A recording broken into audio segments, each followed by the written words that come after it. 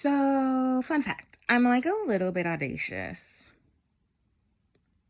hmm I have this odd belief that I've held, I think since elementary school, that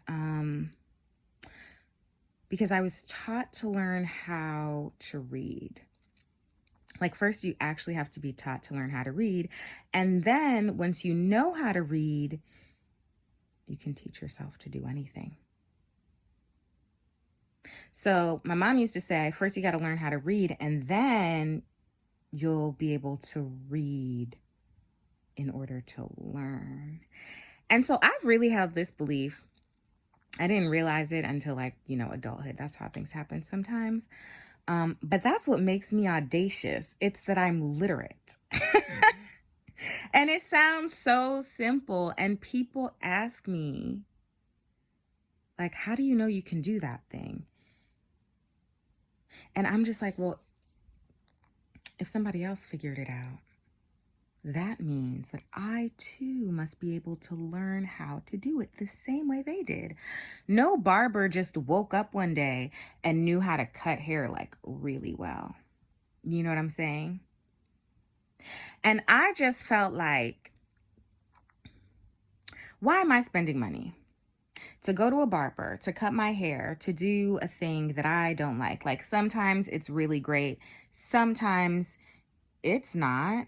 Sometimes y'all didn't even ask me what I wanted before you started cutting my hair. Or, like, I told you what I wanted, but you asked no follow-up questions. So then you just thought, I know what to do. I've done this before. You know what you've also done before? You jacked up people's heads before, and some people won't even have the confidence, let's call it, to tell you that you jacked up their head. But I'm going to tell you that you jacked it up. I'm going to tell you that this haircut is too damn low.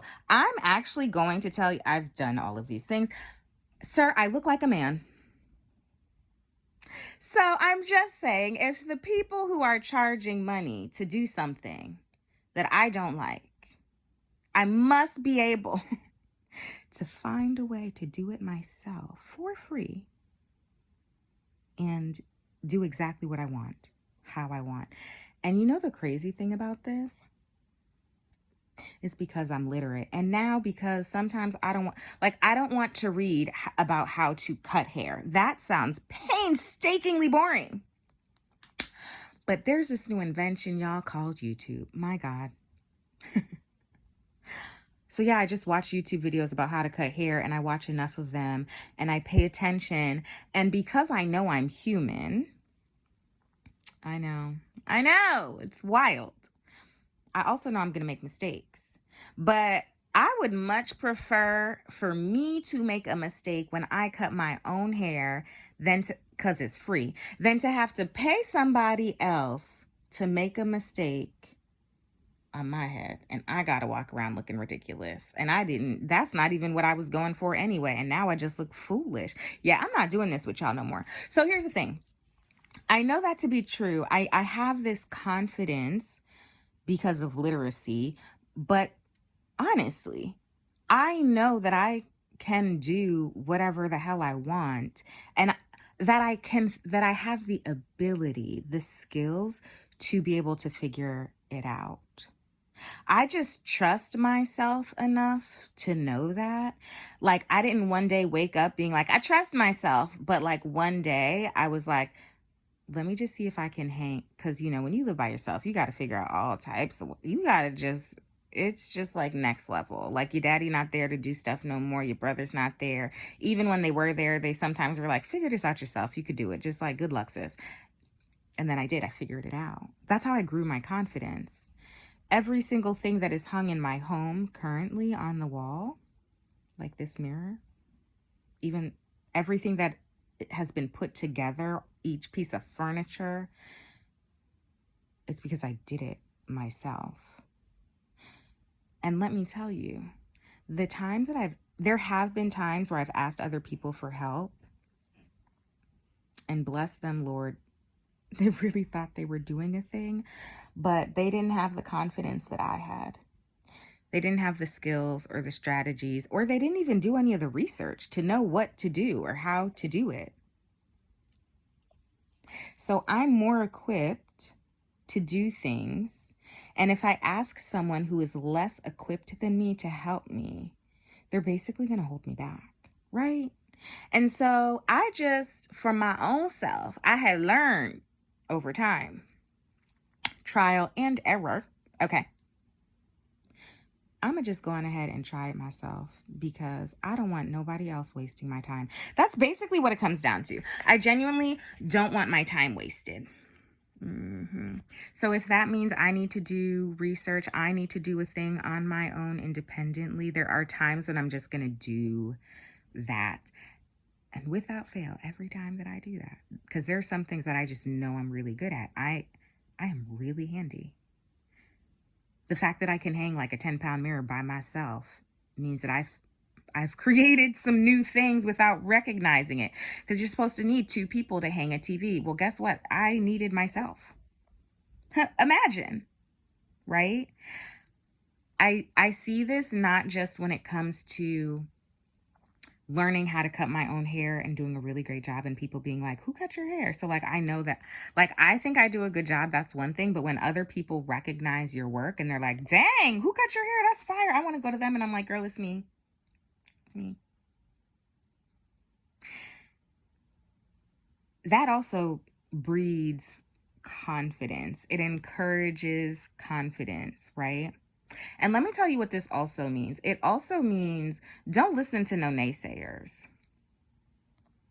Because there have been times when I remember one time in particular, I cut my hair. It was probably this length.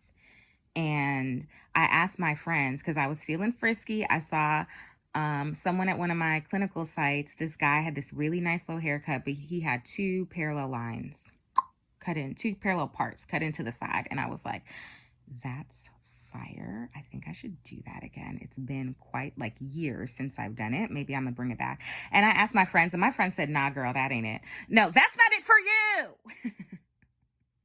That's not it for you. What business do I have asking my friends? One had dreadlocks, one has locks, like beautiful locks, and the other just out here, she got a different hairstyle every day, girl. I can't keep up with her. Y'all can't tell me nothing about my short hair because y'all don't even have short hair. Y'all don't even, do you know how much, real talk, you know how much confidence you actually have to have short hair, which I didn't. It just turned out like I had it. It actually turned out like I cut my hair and then you like, can I sustain this? Can I do this? Should I do this? And then you're like, oh shit, I look good. Y'all can't tell me nothing. So what business did I have asking my friends who like me or whatever, right? About what I should do with my hair when they don't got my hair. They don't know nothing about this short hair life. They don't know nothing about cutting hair, about styling hair, about literally nothing. So then sometimes we ask the wrong people for help. This is what it comes down to. Sometimes we know that we can do the thing, and sometimes we're looking for validation to be like, yes, do it. But sometimes we ask the wrong people. And so then we get upset with ourselves sometimes, depending on the context, because we're like, I asked for help. Okay, but sis, take a step back. Did you ask the right people for help? Did you ask people who are who have the capacity to help you? Did you ask like-minded people for help? Or did you ask somebody who is just like, night and day comparison? So you had no business asking them anyway. So it's not sometimes, and I would say even oftentimes, it's not really about can they help? Or maybe I shouldn't even ask for help. Sometimes it's challenging yourself to ask yourself, am I asking the right people for help? Because when you recognize that you've been consistently asking the wrong people, like I recognize now in hindsight, it's always 2020, child, that I've been asking the wrong people for help. When it comes to school, I've been asking the wrong people for help. Sometimes, like what I learned when it comes to like hanging things and building things, like assembling furniture, Sometimes we ask the wrong people and then we think, I don't deserve help or I cannot be helped. But sometimes we've just been asking the wrong people. And so I name my business Extend Yourself Grace because it is only in our humanity, when we become and are self-aware, that we can actually discern different things from the same experience, right? We can have different perspectives on the same event. I personally can have and do have different perspectives on the same event. Just because I think the first one that pops into my mind might not be true. So then what I do is I examine it and I go, is this true? Is it actually true? Why do I believe this thing's true? Because I used to believe that every teacher, every professor, every school administrator wanted to help.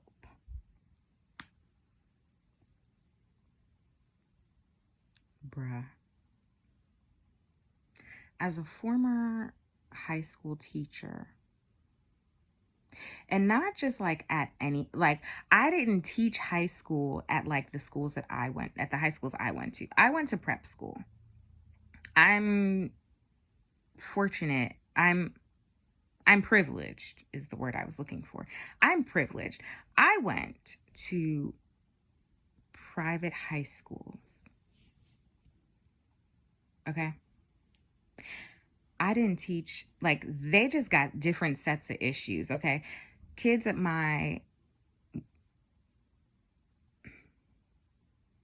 there are very different types of issues in different types of spaces, right? Because on one hand, like, we're a product of our environment.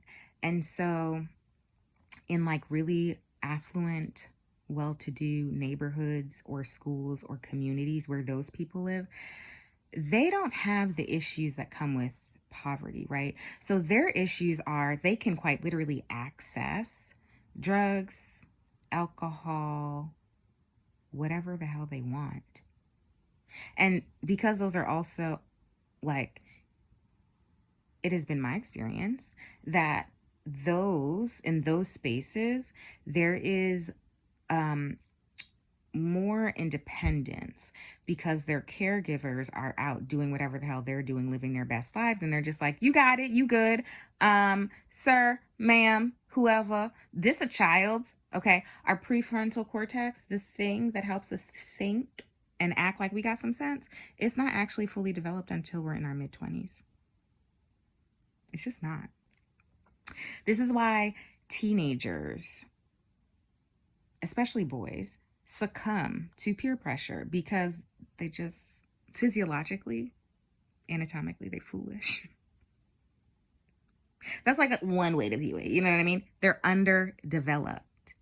An actual part of their brain, their noggin, not developed. It can only do but so much. Okay?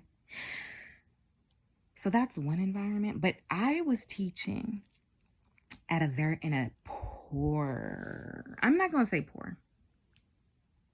I was teaching at a failing public high school. And so the problems that these kids were having, child, it was different types of problems. I couldn't stay. It's not that I couldn't stay. I could have stayed, but I know that when something no longer aligns with me, I gotta go. It's just, I do it so well professionally. Personally, I don't do it that well. Like, personally, I've stayed friends with people for too long. Like, the friendship has clearly ended. We've grown apart. Not that anything happened, but just that we've grown apart. It no longer serves me. It no longer serves you either, right? But we just stay because we're supposed to. No, no, no, no, no. I'm not going to keep getting offended by somebody who keeps hurting me. I'm not going to stay in that relationship. No, I'm going to leave. So we have to do that with our friends. We have to do that with the parts of ourselves that we feel most in conflict with, that we have the power, y'all, the power to decide. First of all, we have to become self-aware. Is this a good person to ask a question to? What they like? Are they safe? Should I trust them? Do I have a reason to trust them, or do I just trust them because their title said that they're trustworthy? I don't give a damn. Let me tell you something. I've been up in these schools, okay? I have worked with people that I'm just like, you got to go, sir. Ma'am, I don't even know why you're here. Mm-mm. We've all had those teachers. We've all had those educators. We all remember that one teacher that were just like, Miss So-and-so, you were it was Miss True for me, child. You were so raggedy. You had no business being in anybody's schoolhouse. You were, because the one negative thing that you say, you don't know what impact it's going to have. That's the danger. But that's also the beauty of kids. Kids are so resilient, but also kids are sponges. So if you say something like, you're not going to get into anybody's medical school, you're not even smart enough, don't even apply to those colleges. Ma'am, there's no good that can come of that. Like, there is. But the good is me pushing past your bullshit. The good that comes of it is I did not believe you when you said it. If you say shit like that, just go sit the fuck down somewhere. And so I was 18 when Miss Chu told me you shouldn't do AB. She just had like a list. And my daughter's in med school. I don't give a damn about your daughter. I really don't even, I didn't know you had a daughter. Don't care that you got a daughter. I don't know what your daughter has to do with me.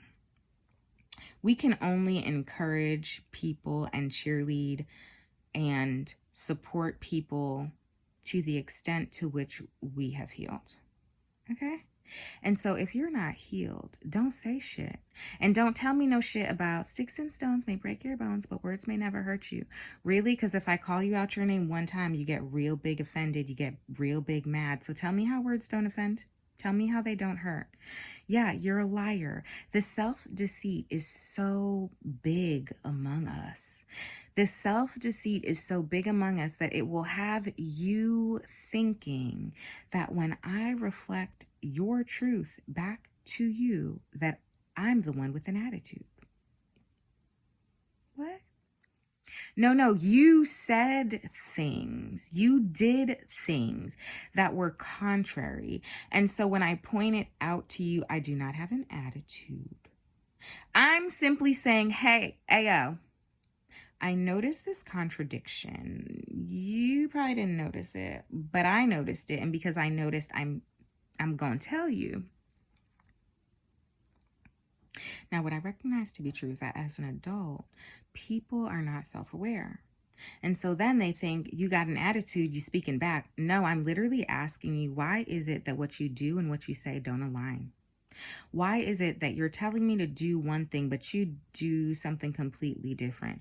Why is it that your ethos, your belief system is predicated, it lives, it sits on do as I say, not as I do?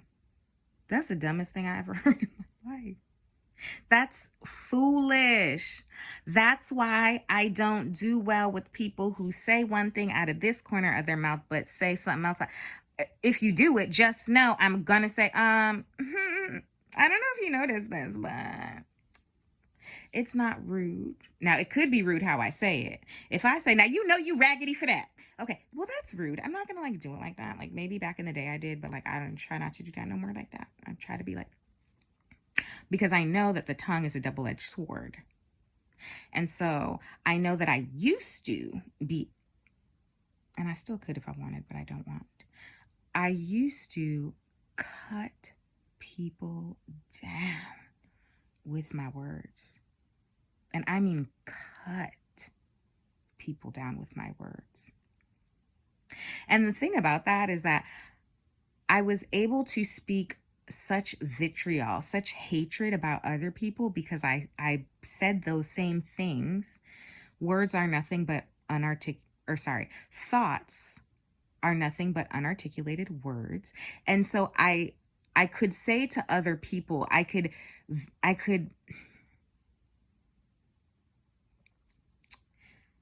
could spew venom because I had it to give to myself. Like a non-venomous snake cannot attack someone with venom. Like you have to have the thing. You got to be a venomous snake in order to, when you bite somebody or something, that they would succumb to the power of the venom. So people who are out here talking nasty, saying nasty things about other people, what I now recognize is that it's like actually their coping strategy. Like they must have lived in an environment of some kind that was so unhealthy or so challenging or so violent or so abusive or so traumatic, so fucking traumatic, that they had to learn how to speak and be and think a certain way in order to survive in that environment.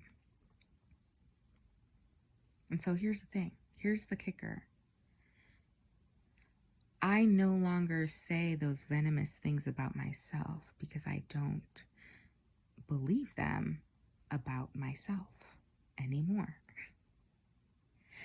When I gained self-respect, self-love, self-esteem, self-confidence, which I built for myself on the word of God. Whatever God says about me is true. He says he's the way, the truth, and the light, right? So if God says that that's the truth, and whether the thing about truth is that truth is persistent across, truth is universal regardless of where it lives. So I don't need to participate in the truth to make something true. It's just still going to be true whether I believed it or not. You know what I mean? So I said, okay, well, I believe in God. I'm just, whatever he gonna say, I'm gonna replace my negative thoughts with his good thoughts, with not even thoughts but truth. I am strong because God said when I feel weak, he makes me strong. I am strong. And the thing is, I know now that the science quite literally says, so God says, think about these things. Think about things that are good, that are higher, that are excellent, that are noble, that are wonderful. Like that's, God said that. I didn't say that. And so I can see how God says that. And now we have this science that supports that the God who created us actually made us, in the God who created us, the Almighty Creator has created us in such a way that he has infused in us the ability to quite literally heal ourselves. Science to me is nothing more than people's way to acknowledge that God is real. I don't really know how to simplify it more than that. To me, studying science has taught me, it has quite literally shored up my belief system that says God is real, because ain't nobody's Big Bang could have banged that out.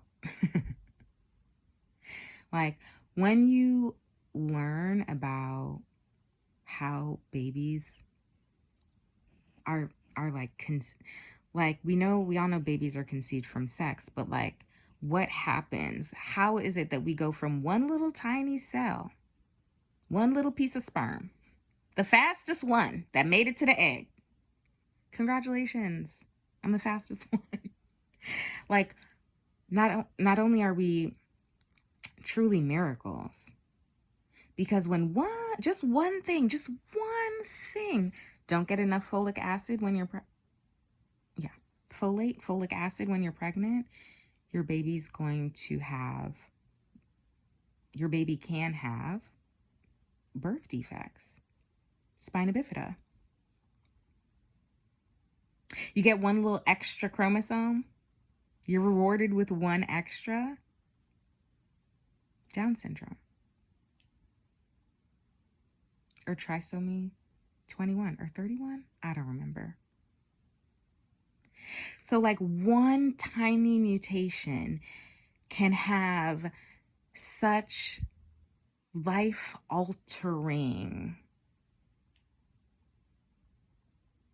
happenings, things. I don't even know what word to use, but it can quite literally change the direction of our lives. Just one tiny thing. And yet, the God that made me so healthy, y'all, that like even when I wasn't taking care of myself, God was like, don't worry about it. I got you. There's still a way to come back from this. So not only, so this is the thing, because I don't want people to think that like I have a way. No, no, no, no. Mm-mm. My way is a whole heap of ways, and this is why I can't just I can't print out a piece of paper like my providers did. They were so raggedy for that. And say, don't eat this, not that. How am I do that? That don't make no sense. Y'all don't know what. Y'all didn't ask me, do you eat certain things or not? You got a weird food texture thing, a color thing? What's your thing? You a vegetarian? You got allergies? What? No, no, no, no. Instead, like this is quite literally the thing that blows my mind. So like the God that created us, the same God that said words are so powerful that that it is a double-edged sword. And so for me, when I think about that double-edged sword, and I'm like, what does it mean? It means that it can hurt us, it can harm us. Words can harm us, or what's the inverse of harm? The inverse of harm is healing, right? So words can harm us. They can actually hurt us, but they can also heal us. And so the God who created us said, I know that words can hurt you. I know that the things people said, limiting beliefs, can quite literally hold you hostage and captive to things. But he also created a way. He saw it fit to create a way for us to quite literally be powerful enough to use words, thoughts. A thought is nothing than an unarticulated word, right? Our thoughts are words. So we can harp on the limiting beliefs that people have planted from the things that they've said to us. Could be in passing. Like maybe if I were a different person, what Miss Chi said to me, maybe I wouldn't have gone to college. Maybe that would have been enough to stop me dead in my tracks. But I had other people who said, nah, girl, that ain't it for you. You going to college. And I did. So for me, her words did not get a chance to plant, to take root and sprout, right? But words can also be healing. And this is the wild thing, because science has proven this, not even like me just being like woo woo, right? No, no, no. Quite literally, science has demonstrated that, and I can link to some of these. I mean, they're going to be made available in my program, obviously, because I don't want y'all thinking that like I'm just making stuff up. Like it's corroborated. Like I can triangulate this stuff 1,000 times over and have, because all I do is consume information about this because I want to know more, right? And so it has been found that after 7 hours of being compassionate with yourself, you see yourself differently. Your cells start to change. Your thinking changes, and therefore you quite literally start to become a different person. 7 hours, 30 minutes a day for a couple of weeks. You can quite literally take a training in how to be compassionate, which honestly is part of what my course is anyway. Like, y'all got to speak to yourselves nice. The way that we think about ourselves, it's not nice. Like, you would never allow someone to talk to your best friend or your sister or your auntie or your mama or your child or your cousin or even a damn stranger the way that you think about yourself. And so I'm just like, can we just be a little bit more compassionate with ourselves? Can we be gentle with ourselves? Can we care for ourselves the way that we actually want other people to care for us? Because if a man came into my life talking raggedy, he got to go. And so then why come I can talk to myself all raggedy? Well, that is not right. That ain't it. It's just not. And so science has quite literally shown, like, people have done scans of the brain to quite literally see different parts of the brain lighting up, firing up, because they are active and engaged in this new way of thinking. And so our words have the power to heal. Our words. So, like, because I feel weak, but I know that God says that I'm made strong in him, like in his strength. I can do all things through Christ who gives me strength. I can do action. That's an action word. I can do. God does not want us to just be stagnant. I don't know what type of, some of y'all serve some God that I'm just like, that's not my God. That's why I don't even sometimes, like, low-key don't want to be called Christian, because Christians be the worst ones.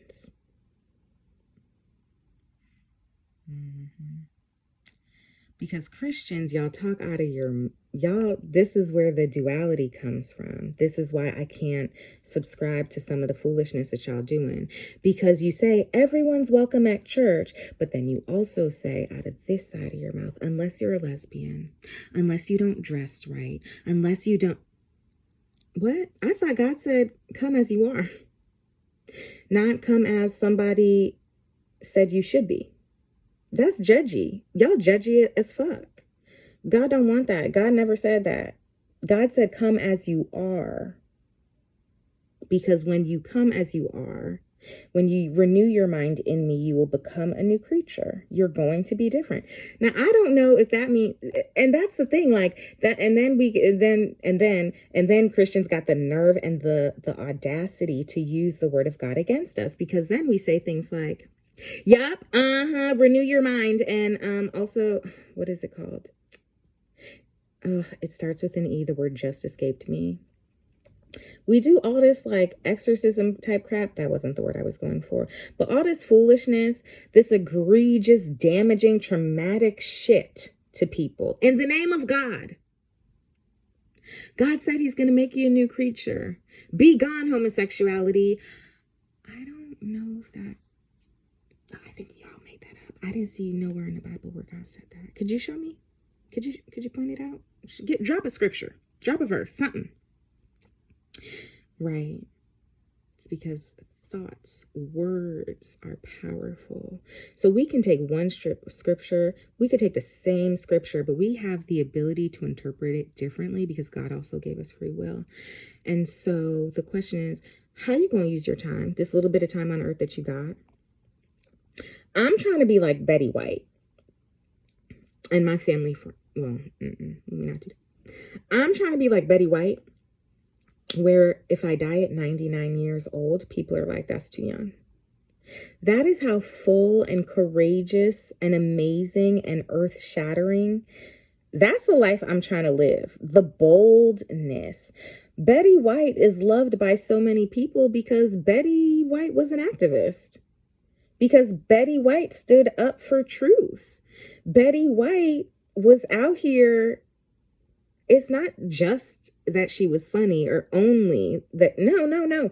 Betty White said, I have a show that has Black people and I don't give a damn who in this country thinks Black people are not deserving, but I know that Black people are deserving. So if you want me to be on this show, if you want to still have this show, then the Black people who I put on it are still going to be on it. That's why people love Betty White. Y'all don't even know. Betty wasn't always Betty.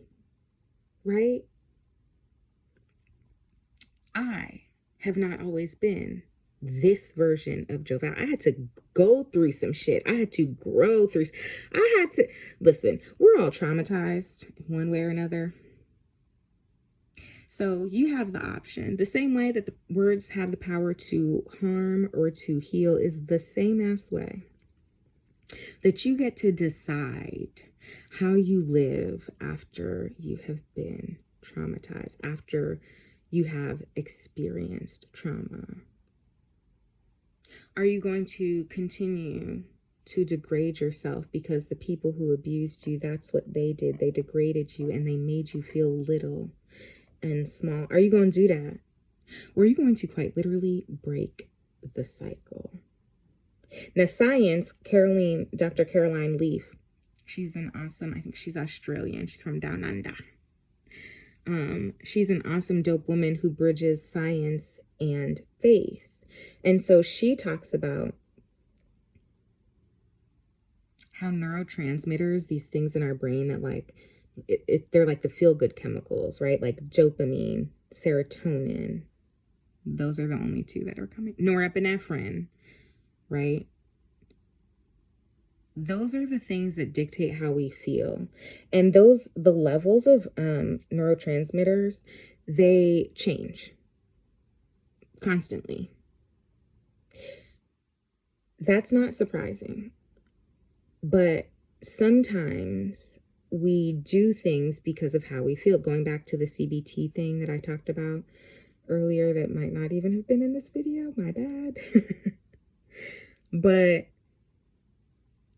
because we do things so often based on how we feel, but if we, just because we feel something, but we didn't even ask if what we felt was true, so then we do things that don't align with who we are without recognizing it oftentimes, because we've deceived ourselves into being like, no, I think a thought, it must be true. No, the hell it ain't. So challenge your thoughts.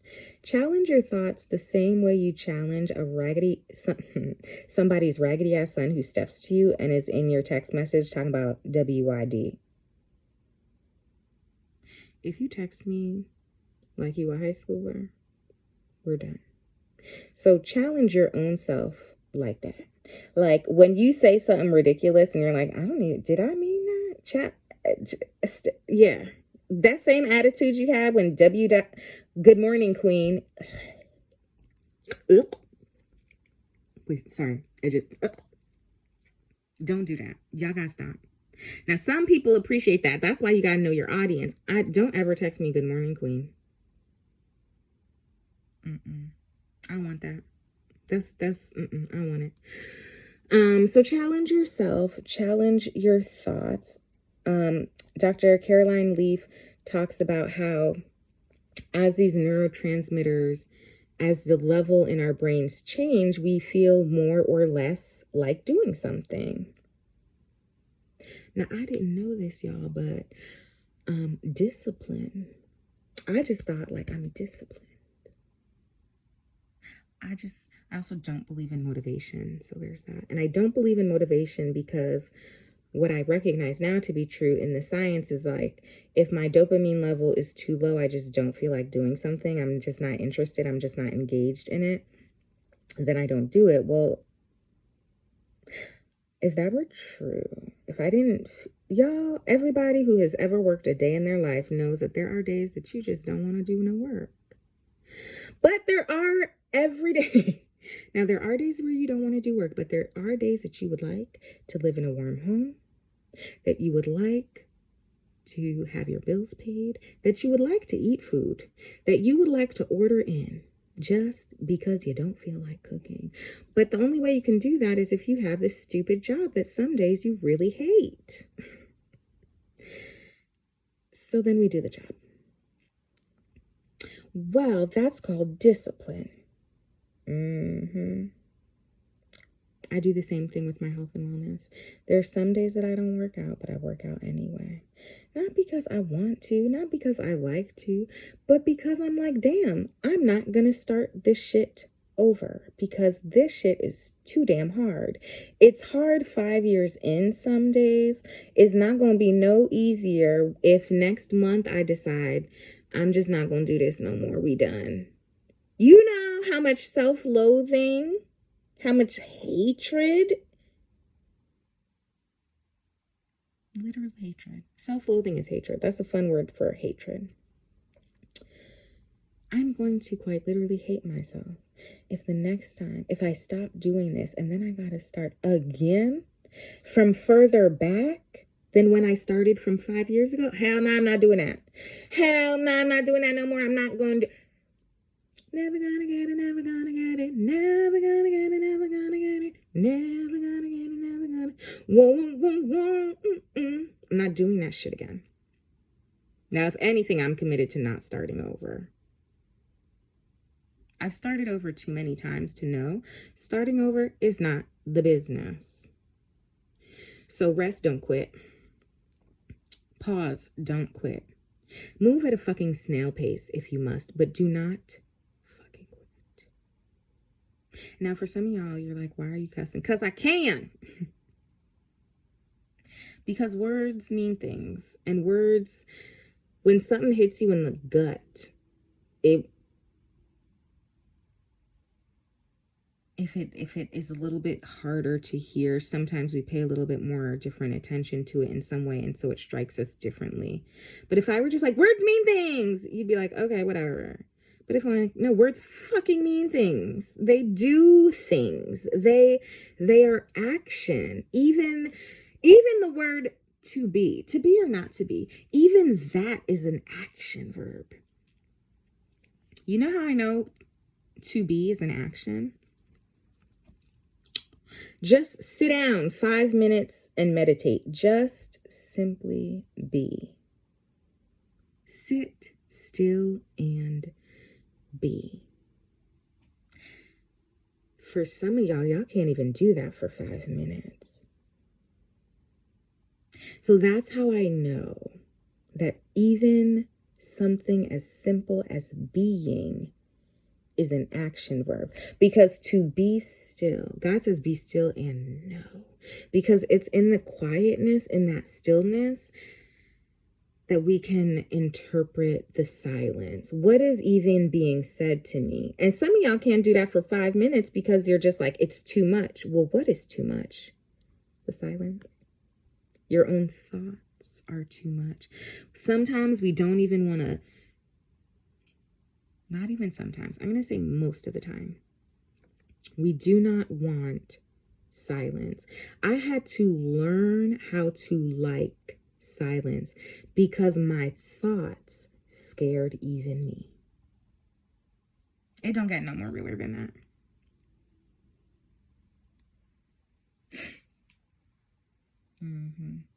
Do you know? Well, you do know. Here's the thing about self-awareness. I was self-aware enough at the time, and I'm talking like 8-ish years ago.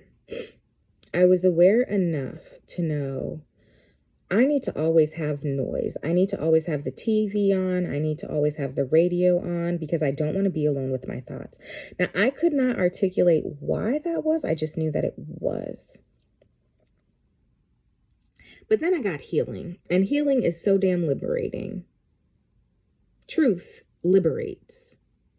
Because truth heals, truth uncovers the wound, but it also bandages it back up.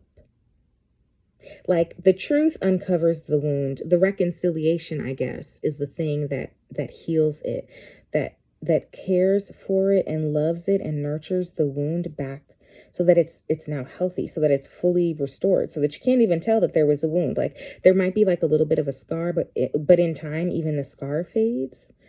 That's truth and reconciliation. That's why I can now be home in complete silence. Because I am no longer afraid to feel my feelings. I'm no longer afraid to think about the thoughts that come into my mind. I have the skills, the ability, the tools. Therapists love, I don't know where this analogy came from, but they're like, you got the tools in your toolkit. And I don't care how many therapists you go to, they all say the same thing. They have some version of that. And so I have the tools in my toolkit to think my thoughts, to unpack my thoughts, to feel my feelings. I am able to, because I can think my thoughts and feel my feelings, that is quite literally why I am able to, when something is really difficult and weighty and heavy, before, like years ago when I was unhealthy in mind, body, and in spirit, I would cry and then I would crumble. I couldn't say the thing that I was thinking or feeling because it was too big and it hurt too much.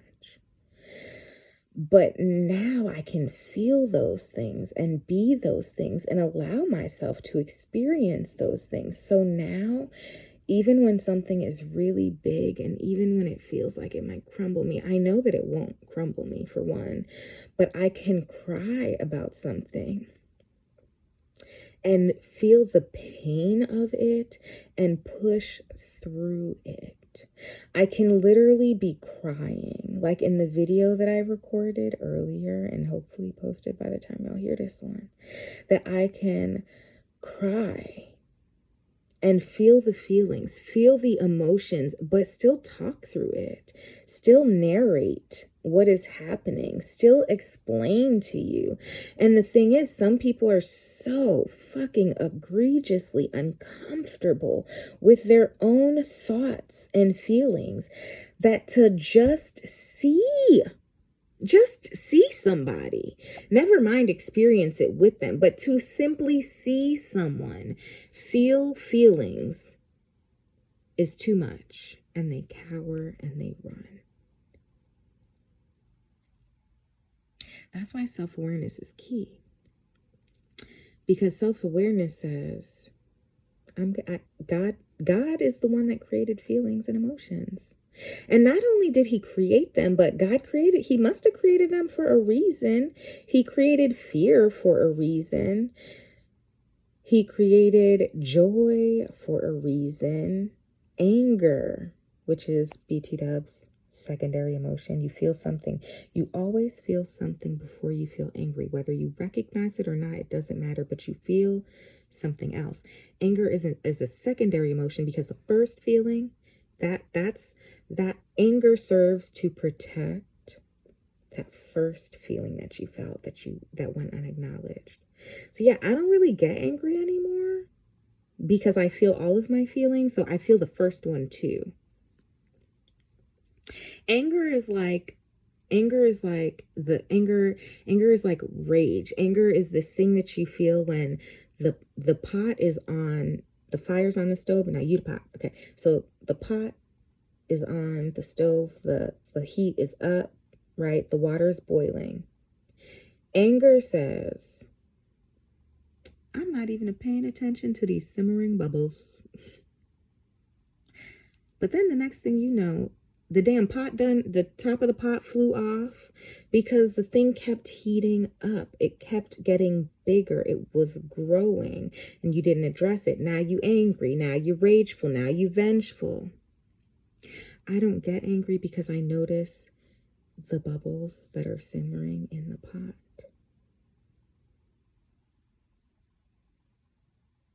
And so if you experience anger, ask yourself, what is the trend? What is happening every time?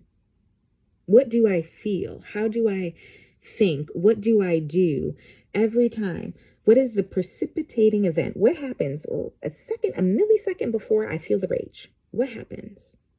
Notice. Self-awareness, mindfulness is about noticing. So this program, it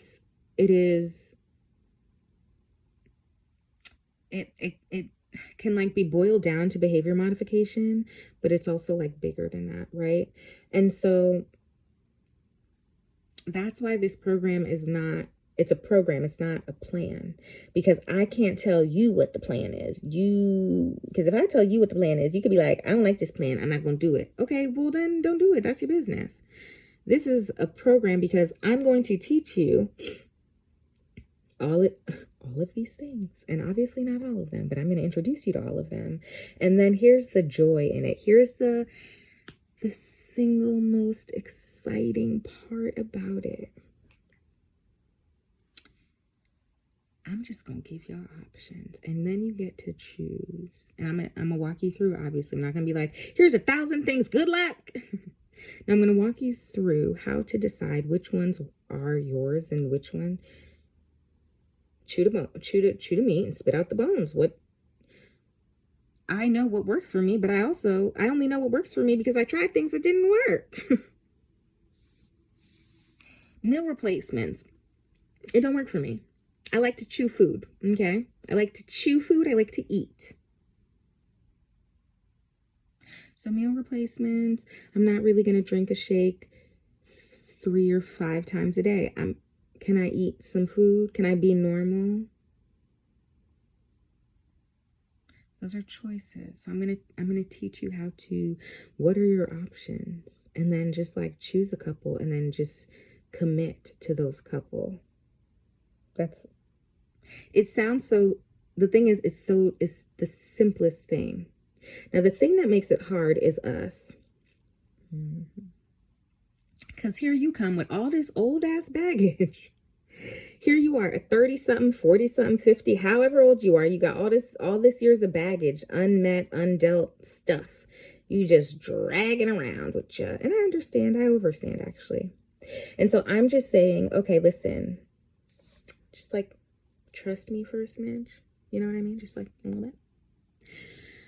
Because we all do this thing where we're like, and we've all done it before, where someone is like, oh, I tried this diet. I tried keto and it worked. And we're like, I'm going to try keto. And then somebody else is like, oh, I tried intermittent fasting. So then you're like, I'm doing keto and intermittent fasting. Girl, if you don't calm down and just choose one, just calm down. Stop being like, I don't know, a pendulum. Like, just stop swinging from side to side. Just settle, choose. Here's the thing I'm going to tell you right now. If you commit to this program, I'm going to need you to commit to this program and only this program. You don't get to, the problem, here's the reality. The problem is because we all try 1,000 different things at the same time. We're like, nothing's working. Well, how is it supposed to work when you're doing 1,000 different things at the same time? You're multitasking. You can only multitask with so many things at so many times. And then what we also know, like science, you know, it's the thing, also tells us that like at some point when you multitask, your performance is going to degrade. It's going to actually become pretty terrible. And so it's the same thing here. So if you commit to my way, you don't,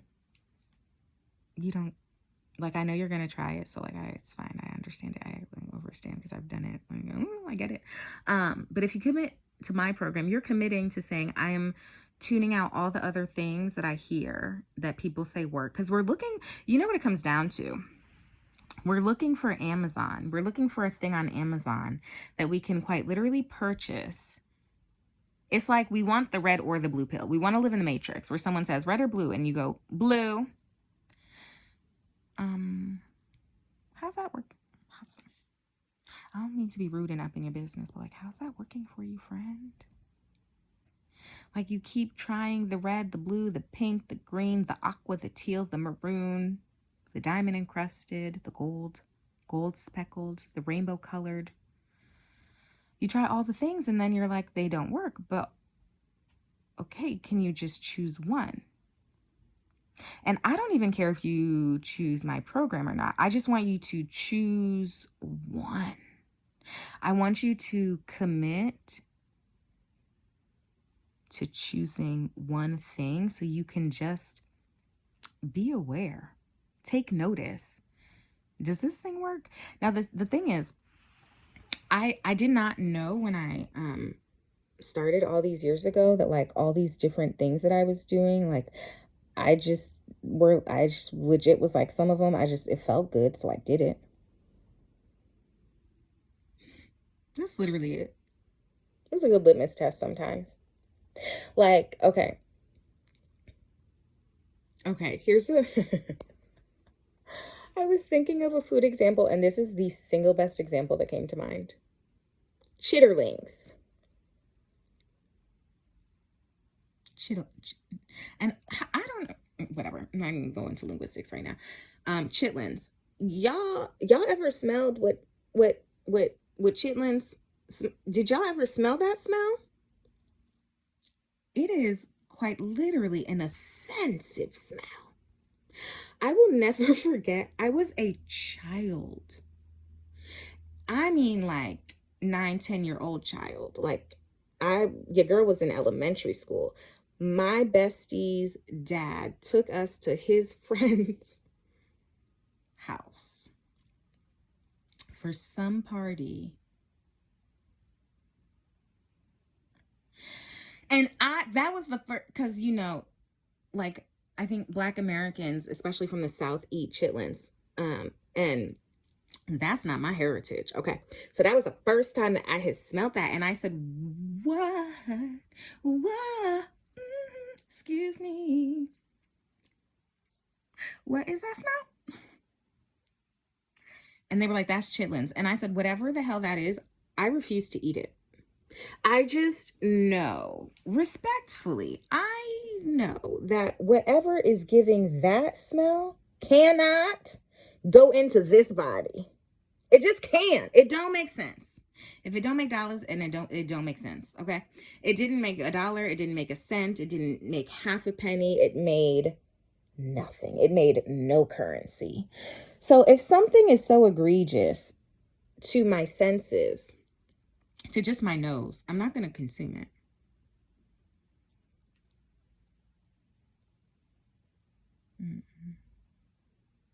But then sometimes it's so funny because we do the same thing, because something is so egregious to your own belief system, to your own sensibility, and we go, I'm going to try it. But why? Like, actually, why?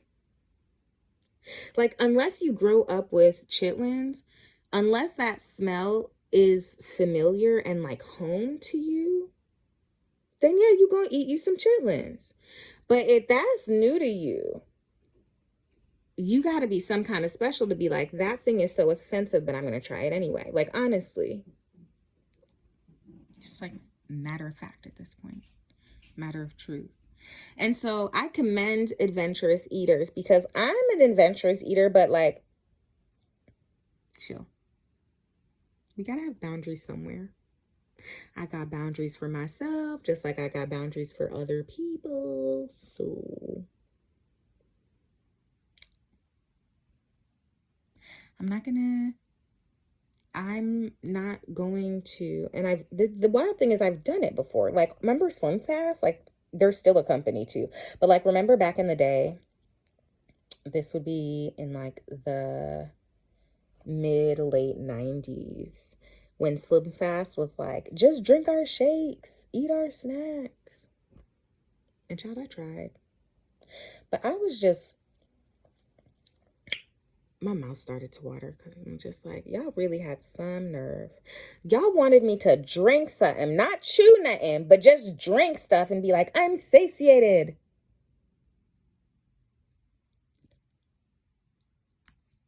It doesn't make sense. The body wants to chew. That's why we have mouths to chew, and teeth. And saliva. Saliva, it serves a function. It quite literally begins breaking down the food that we put into our mouth. It's not just there like for shits and gigs. No. Saliva has a function. It has a purpose. It's so that when we eat food, our body, the second we put something into our mouth, our body begins breaking food down into its smallest parts so that we can absorb it and we can take hold of it, and what it needs, it holds on to. What it doesn't need, it excretes, aka you poop it or you pee it out. So when I say the body's a wonder, it's a wonder. Q, John, Matthew. The body's a wonderland. I know y'all know that song from back in the day. Anyway, I'm going to stop myself here. It's been an hour. I thought I was just, I just like, it happens so quick, but like, I have a lot of things to say. And so sometimes I just feel like I'm going to just record like a cute 5-minute video, cute little 3-minute video. But an hour, if y'all the MVP, if y'all still rocking with me after an hour. But like, and I don't mean that facetiously. I genuinely mean, here's another way to reframe this. If you've listened to this in its entirety, that tells me that you are looking for something different, and that the thing or things that you recognize in me are parts of you that you've been told are different, right? And so that's why you're like, oh, Javel's my people. That's how I know that you're my people. I can tell. There's some people that I meet and immediately I'm just like, you my person. Yep. Mm-hmm. And there are other people that I'm like, you are not it. You are not. God did not create you for me, friend. Mm-mm. I'm gonna still call you friend. No, but I'm gonna still call you friend. I call everybody friend too. Bartender. Hey, friend. Can I get a drink? Waitress. Hey, friend. I forgot your name. Hey, girl. Could I just bother you for something? Everybody a friend. Now, not everybody's a friend, but when I don't know your name, you're a friend. So everybody's a friend until you're not, basically, but like not at all. Anyway, the point here is, friend, that you would commit to one thing and only one thing. That you would commit to one program, but that the program be something that aligns with your values, with what you want, with what you need. Me personally, I like chewing food. That's why Slim Fast never worked. Because I would drink this stupid shake and then I'd be like, but I'm hungry, because I was unsatisfied. I was unsatiated because the teeth wanted to chew. So I had to take what other people created, what I was taught and offered by other people, and I had to make it mine. That's why this is not a one size fits all approach. This is not one size anything. It's like 1,000 sizes. It's like, I'm gonna teach y'all some things. I'm gonna teach y'all a little bit about a lot of things, and then you get to decide based on who I am. Is this the one that I want to try, or do I want to try this other one? That's literally what it comes down to. I need some tangible. That still feels very it feels more concrete, but still nebulous. So I'm gonna do some like hardcore examples. That'll be upcoming in that case, because that's now what I realize I need, or what you need. Okay, I'm officially done. We're at 1 minute and 3 seconds, or an hour and 3 minutes. So thanks for rocking with me. But really, thanks for showing up for yourself. And thanks for encouraging me and reminding me that what I'm doing is what is needed. Genuinely, thank you. Because it's scary out here when you out here doing a new thing. And you just like, I don't know what I'm doing. I told my cousin just last night, I'm like Nemo, like, just keep swimming, just keep swimming. I have no idea what I'm doing. Like a little bit, but like, not at all. But I just keep swimming. That video that I created yesterday, didn't know how to do it. Just keep swimming, just figure it out. Put something together, see what happens. Just create something and then just keep swimming. And so that's basically my motto, is like, when you take the first step, when you take one step, the next step reveals itself. So like, because I've recorded this video, I know what to do next. I have an idea of what to do next. That is a really concrete example of what that looks like. And with that, I'm done for real. Y'all, speak kindly to yourself.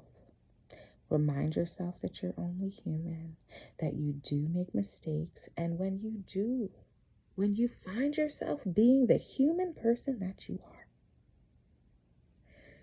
remember to extend yourself grace. It's okay. We all make mistakes. Even though some people don't want you to know that they do, they do. It's okay. Be well. Take care of yourself.